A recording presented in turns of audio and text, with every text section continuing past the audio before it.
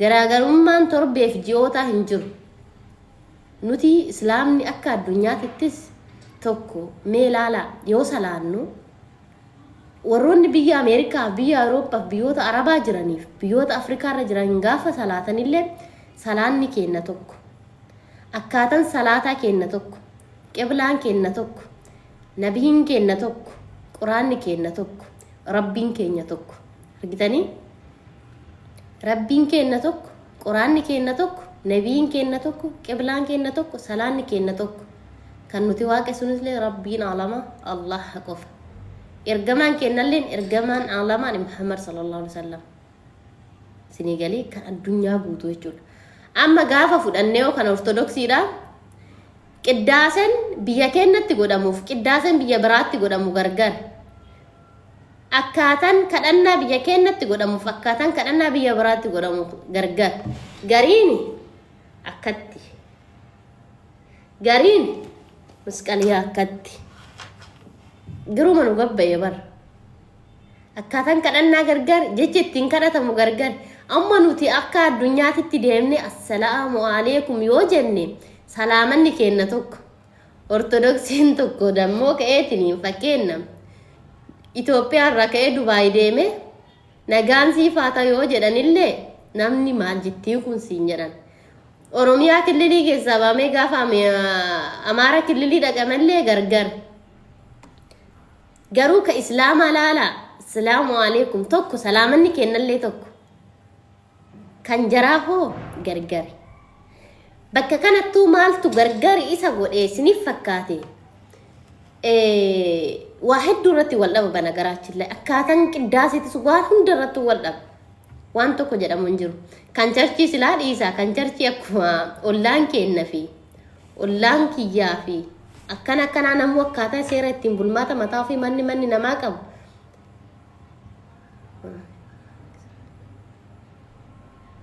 shabakaan kiyya sirrii miti yaa jamaa nama shabakaan kiyya sirrii miti naan jedha gara keessattiin shabakaan kiyya sirrii miti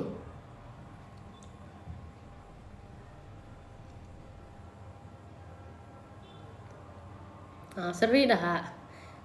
madami dia shabakan simbra tahun wal male na bra sirrii dah ini udah daga jiraate inna kanu bente malifan hindubbanne banagaraachin lai bente ni kaleessa dhufte laakiin isaan akkuma mataa fi charchi mulu wangeeliin illee hawaariyaatiin illee ollaadhuma osoo taanu akkaataa seerritti waaqessummaan isaaniyyuu gargar isaan kan ortodoksii mootiqqoo Itoophiyaa keessatti wal fakkaachuus fedhu wal dhaba ortodoksiin biyyoota biraati fi ortodoksiin Itoophiyaa gargar akka addunyaattis gargar sinigalee inna waan akkasiiti amantaan takka amantaa haqaa yoo jennu ilamee ilaalaa nuuniin kana wanti nuti amannu islaamni eessattu rabbiin keenyadha rabbi Allah nabiin kee yoo jedhan nabi Muhammad sallallahu alaihi wasallam sinigalee amantaan kee maal yoo jedhan islaam nuti musliimtota amantaan keenna islaam hunduu deebii tanaan ala waan biraa siin deebisan salaamanni kee maali assalaamu alaykum islaam namni tokko yoo assalaamu alaykum siin jedhe ati beekuu baadhus salamata san jawaabuun isarratti dirqama ajrii qaba waan ta'eef ajriitu katabamaaf salaanni islaama addunyaarra rabbiin guyyaatti salaata dirqama 5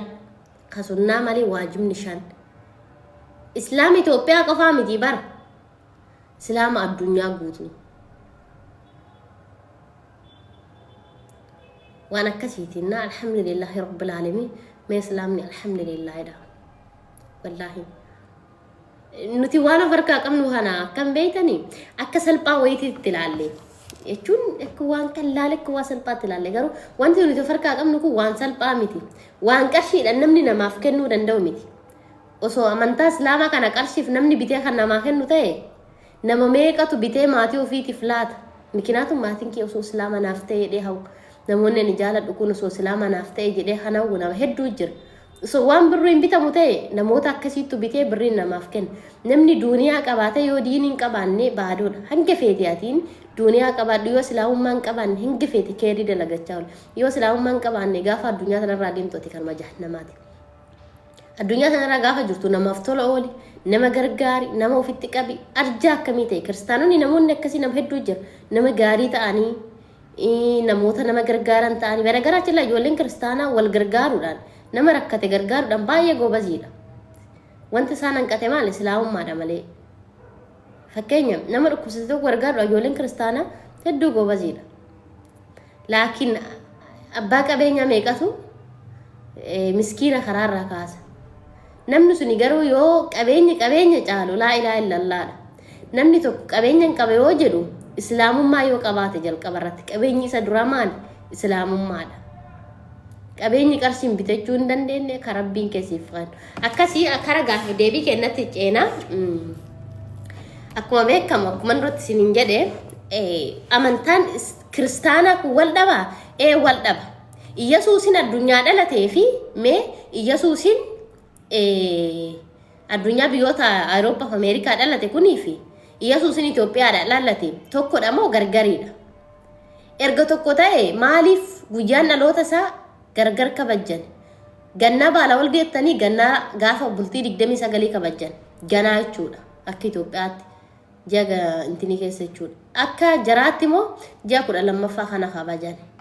duuba oomee kanarratti eenyuun naaf deebisuu danda'a koottaa Kristaan ergadhaa yaa rabbi kana na arrabsuu dhiisaa hamoo dharraa keessan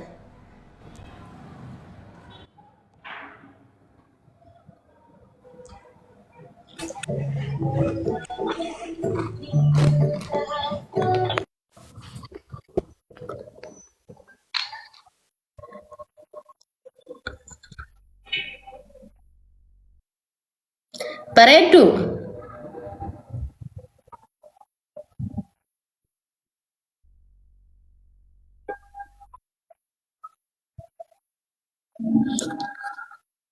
Sabar. Are you busy?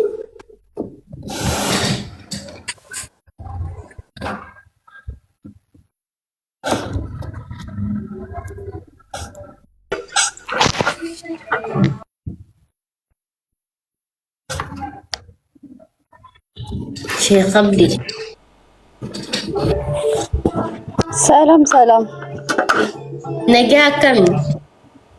Jira galata waaqayyo. Sumayya maali garuu ati amantaa namaa qeequ bichaadhaaf ol baatay. Waamee qaber kaffee masiitti hin taatu maaliif amantaa namaa qeeqta? Namni ko amantaa kee qeequ wallaalati miti garuu namni amantaa ofii jaalatu amantaa ormaa qeequun naqu beekte. Duraanis immoo amantaa kana keessa hin turte moo hin turre turte jirta garuu hin beekta maaliif nama arrabsaa maaliif nama baalagee goota dhugaa rabbi nama baay'eetu deebisii laataa jira bakka amantaa namaatirraa bu'uu hin dandeessu. Bareeddu. Amma sagantaan kenna sagantaa bo'us miti sagantaa gorsuus miti sagantaa gaafii fi deebiidha si galee bareedduu fayya maalish anaaf hin deebisiniitiin hin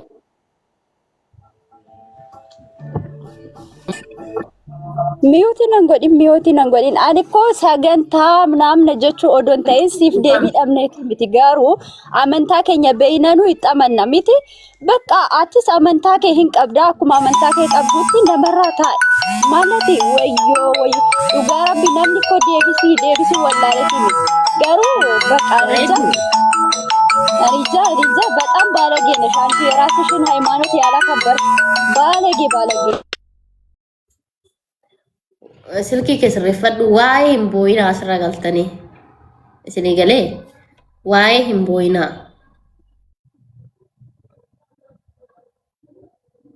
hayyee shaadaan qabanne ati numa jirtaa